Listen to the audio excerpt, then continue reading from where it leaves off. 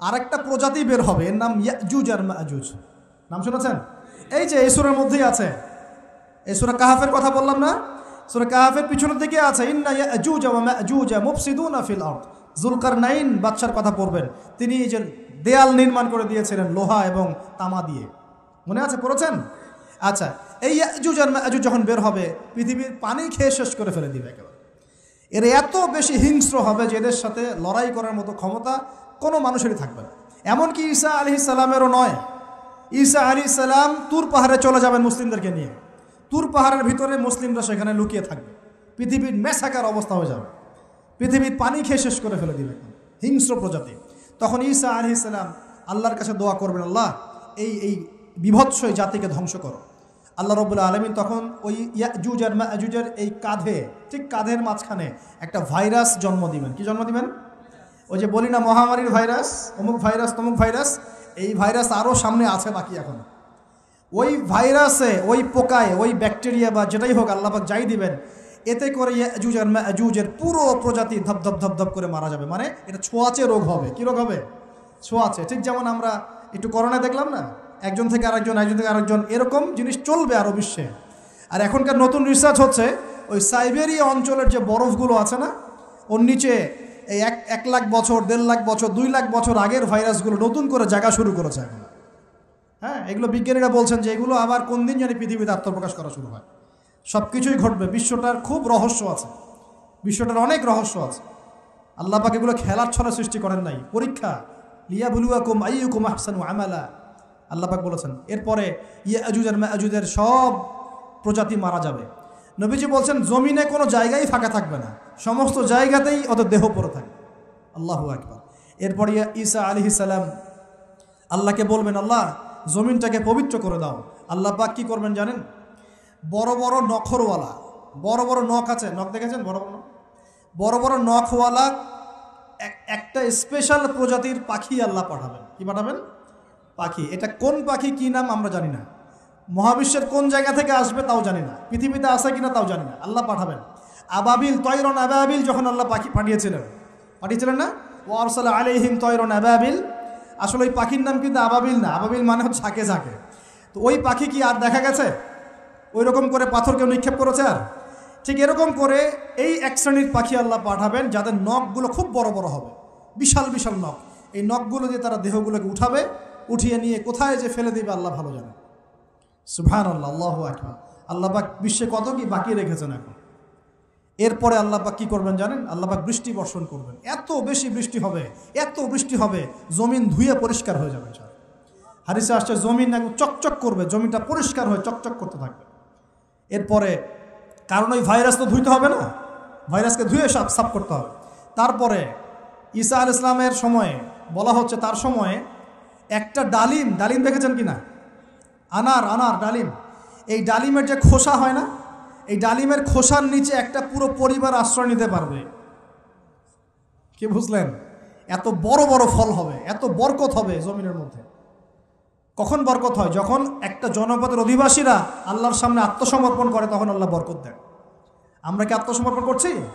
এই জন্যই তো অর্থনৈতিক মন্দা চলছে। এমনি নাকি? সুদ খাচ্ছেন, দিব্যি ঘুষ খাচ্ছেন, দুর্নীতি করছেন, জেনা করছেন, মানুষের সম্পদ আত্মসাৎ করছেন, মাপে কম দিচ্ছেন, আবার নামাজও পড়ছেন, মাশাআল্লাহ। তো বরকত কোত্থেকে আসবে? তো বরকত কখন আসে? যখন একটা কম আল্লাহর সামনে সম্পূর্ণ আত্মসমর্পণ করে। একটা ডালিম হবে, এটা রূপকথা নয়, এগুলা গাল গল্প বলছি না। এই প্রতিটা কথা আল্লাহ পাকের ওহী থেকে আসছে, এর একটা কথা মিথ্যা হবে না ইনশাআল্লাহ তাআলা। বিশ্ববাসীরা দেখবে একটা ডালিমের নিচে একটা পরিবার আশ্রয় নিতে পারবে। এত স্পেসিফিকলি বলা হয়েছে হাদিসগুলোতে। নবী সাল্লাল্লাহু আলাইহি ওয়াসাল্লাম বলেছেন যে 10 জন ঘোড়সাওয়ার, কয়জন ঘোড়সাওয়ার? 10 জন ঘোড়সাওয়ার বের হবে ইমাম মাহদির সময়, যারা খোঁজ নিতে যাবে যে দেখি দাজ্জাল বের হয়েছে কিনা। ঘোড়ায় করে খোঁজ নিতে যাবে, দেখি দাজ্জাল বের হয়েছে কিনা। ওই 10, নবীজি বলছেন আমি ওই 10 জনের নামও জানি, ওদের বাবার নামও জানি। সুবহান। এত স্পেসিফিক জ্ঞান দেওয়া হয়েছে আল্লাহর পক্ষ থেকে নবী সাল্লাল্লাহু আলাইহি ওয়াসাল্লামকে। তার হাদিস থেকে বলছি, ডালিমের নিচে পরিবার আশ্রয় নিতে পারবে। তো অনেকে হয়তো হাসবে, কি বলে একটু উল্টা পাল্টা কথা, তাই না? নাস্তিকরা মনে করতে পারে যে হাসবে, আর হাহারি এক দিয়ে রেখে দেবে। এখন মানুষ ফেসবুকের মতো চিন্তা করে, ফেসবুকের মতো হাসে, ফেসবুকের মতো কাঁদে, মানুষ এখন রোবটিক হয়ে গেছে, ঠিক আছে? আচ্ছা, তো এরপর কি? এরপরে বরকতের এই সময়টা শেষ হয়ে যাবে কখন? যখন মানুষ আবার সেই জেনা, পাপ, শিরিক, কুফর এগুলোতে লিপ্ত হবে। আল্লাহ রাসূল বলছেন এমন একটা মানুষও বাকি থাকবে না, একটা মানুষও না যে খালি লা ইলাহা ইল্লাল্লাহ কালিমাটা পড়তে জানে, এমন একটা মানুষও বাকি থাকবে না। বলেন নাউযুবিল্লাহ। ওরা হবে এই পৃথিবীর সবচেয়ে নিকৃষ্ট মানুষ। ওদের চেয়ে নিকৃষ্ট কোনো মানুষ এই পৃথিবীতে হবে না। এখনও কি এরকম সময় আসে নাই? এখন কি লা ইলাহা ইল্লাল্লাহ আছে না? পূর্ণাঙ্গ প্রয়োগটা নাই, কিন্তু কালিমা তো আছে কি না? তখন নবীজি বলছেন এমন একটা যুগ আসবে যে লা ইলাহা ইল্লাল্লাহ বলার মতো একটা মানুষ খুঁজে পাওয়া যাবে না। আর মানুষ রাস্তাঘাটে কুকুরের মতো জেনা করবে। রাস্তাঘাটে কুকুর যেমন সঙ্গম করে না রাস্তাঘাটে, ওই রকম করে মানুষ রাস্তাঘাটে জেনা করবে। ওই সময়ে আল্লাহ রাব্বুল আলামিন পশ্চিম দিক থেকে সূর্য উঠাবেন। কোন দিক থেকে? সূর্য সত্যি সত্যি পশ্চিম দিকে উঠবে। পৃথিবী একদিকে ঘুরছে না এখন? কে জানে আল্লাহ পাক পৃথিবীর ঘূর্ণন থামিয়ে উল্টা দিকে ঘোরাতে পারেন না? অবশ্যই পারেন। আল্লাহ পাকের জন্য এটা খালি বলা কুন ফায়াকুন, হও হয়ে যাও, ব্যাস। পুরো বিশ্বের বড় বড় ডিপার্টমেন্টগুলো কারা নিয়ন্ত্রণ করছে? আমরা নিয়ন্ত্রণ করছি? জি না। এমনকি খ্রিস্টানরাও নিয়ন্ত্রণ করছে না, বরং ওরাই নিয়ন্ত্রণ করছে। আপনাকে গভীরে ঢুকতে হবে তো। তার মানে সে আত্মপ্রকাশ না করলেও তার অনুসারীরা তো মাশাআল্লাহ শক্তিশালী হয়ে গেছে কি না? তার মানে সময় কাছে না দূরে? কাছে। এটা বোঝার জন্য কি ভবিষ্যৎবাণী করা লাগে? গণক হওয়া লাগে? জ্যোতিষী হওয়া লাগে? এটা বোঝার জন্য কোরআন সুন্নাহর সাথে শেষ জামানা স্টাডি করলেই হয়। Economics, world affairs, history study করলেই বুঝতে পারেন। হৃদয়ের চোখ খুলে যাবে ইনশাআল্লাহ তাআলা। আল্লাহ পাক বোঝার তৌফিক দান করুন। এখন সে বের হয়ে বিশ্বটাকে শাসন করবে ঠিকই, কিন্তু তার সাথে লড়াই করার ক্ষমতা ওই সময় মুসলিমদের থাকবে না। তখন আল্লাহ পাক পাঠাবেন ওই যে সত্যিকারের মাসিহ ঈসা আলাইহিস সালাম। কাকে পাঠাবেন? তিনি নামবেন সিরিয়ায়। কোন দেশে? সিরিয়ার দামেস্কে তিনি নামবেন দুজন ফেরেশতার কাঁধে ভর দিয়ে। তখন তার চুলগুলো দিয়ে টপ টপ করে মুক্তার মতো পানি ঝরতে থাকবে, এমনটা হাদিসে বলা হয়েছে। সুবহানাল্লাহ, সুবহানাল্লাহ। এত স্পেসিফিকলি হাদিসে বলা হয়েছে এটা হবে, এইটা হবে, ওইটা হবে, একদম স্পেসিফিকলি। তারপরে ঈসা আলাইহিস সালাম তিনি যখন ওই মুসলিমদেরকে পেয়ে যাবেন, তাকে ইমামতি করতে বলা হবে। ঈসা আলাইহিস সালাম বলবেন না, আমি ইমামতি করতে পারবো না। ইমামতি এই উম্মতের জন্যই করা হয়েছে। বলেন সুবহানাল্লাহ। আমাদের ইমাম ইমামতি করবেন, তিনি পিছনে মুক্তাদি হবেন। একজন নবী মুক্তাদি হবেন আর ইমাম ইমামতি করবে, চিন্তা করতে পারেন? এরপর নামাজ শেষ হওয়ার পরে বলবেন তিনি দরজা খুলে দাও, দরজা খুলে দাও। এটার ব্যাখ্যা আমার কাছে মনে হয় হয়তোবা তখন অবরোধ থাকবে, অবরোধটাকে তিনি ভেঙে দিতে বলবেন হয়তোবা, আল্লাহ ভালো জানেন। কারণ দরজা খুলে দাও এর ব্যাখ্যা কী হতে পারে? কিসের দরজা খুলে দাও? কিসের বাঁধন খুলে দাও? নিশ্চয় একটা বাঁধনে মুসলিমদেরকে বেঁধে ফেলা হবে। তিনি ওটার বিরুদ্ধে মুসলিমদেরকে ঝাঁপিয়ে পড়তে বলবেন। তখন দাজ্জালের সাথে তার দেখা হবে। কোন দাজ্জাল? সত্যিকারের দাজ্জালের সাথে ঈসা আলাইহিস সালামের দেখা হবে। এবং ঈসা আলাইহিস সালামকে দেখা মাত্রই দাজ্জাল গলতে শুরু করবে। কি করবে? গলতে শুরু। লবণ যেমন গলে যায় না তাপ দিলে, এমন করে গলতে শুরু করবে। এবং ঈসা আলাইহিস সালামের নিঃশ্বাসে আল্লাহ পাক একটা অন্যরকম ক্ষমতা দিবেন।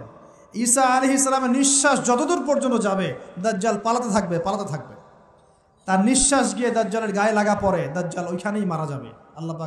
আল্লাহ পাক এই শুধু তাকে নয়, তার সমস্ত অনুসারীদেরকে আল্লাহ পাক সেখানে মেরে ফেলবেন ইনশাআল্লাহ। মুসলিমদের হাতে। কার হাতে? মুসলিমদের হাতে।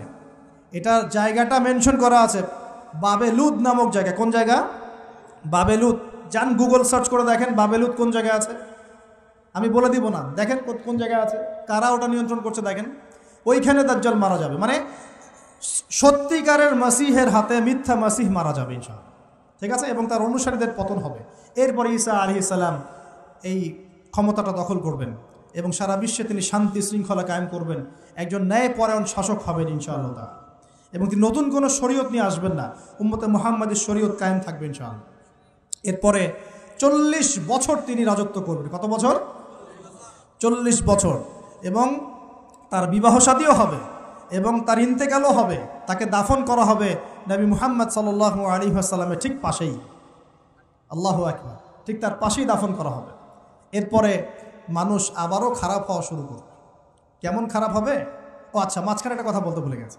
ব্যাস, আমি কয়েকদিন আগে রিপোর্ট দেখেছি, পৃথিবীর নিচে কিন্তু আগুনের স্তর আছে। আচ্ছা, জানেন তো পৃথিবীর নিচে আগ্নেয়গিরিগুলো আছে। পৃথিবীর ভিতরেও একটা ঘূর্ণন হয়। সেই ঘূর্ণনের দিক পরিবর্তন হচ্ছে দিন দিন, এমনটা রিপোর্ট এসেছে। দেখেন, আপনি ইন্টারনেট ঘাটাঘাটি করেন। আর অনেকে রিপোর্ট করছে যে পৃথিবী আগে যে গতিতে ঘুরতো, এখন পৃথিবীর ঘূর্ণন গতি একটু বেড়ে গেছে। দেখেন রিপোর্ট, দেখেন ঘূর্ণন গতি বেড়ে যাওয়ার মানে হচ্ছে টাইম দ্রুত পাস করবে। আর শেষ জামানার হাদিস এটাও আছে যে সময় দ্রুত পাস করবে, আছে না? এটা হাদিস আসছে। তো প্রিয় ভাইরা, এই সময় মানুষ খারাপ হওয়া শুরু করার পরে এমন খারাপ হবে, আল্লাহর নাম নেওয়ার মতো কোনো মানুষ থাকবে না, আল্লাহ আল্লাহ বলার মতো কোনো মানুষ থাকবে না। তখন পশ্চিম দিক থেকে সূর্য উঠবে। কিভাবে কিয়ামত হবে? নবীজি বলছেন, একজন ব্যক্তি পানি খাওয়ার জন্যে পাত্রটাকে মুখের সামনে নিবে, পানি গিলতে পারবে না, কিয়ামত হয়ে যাবে।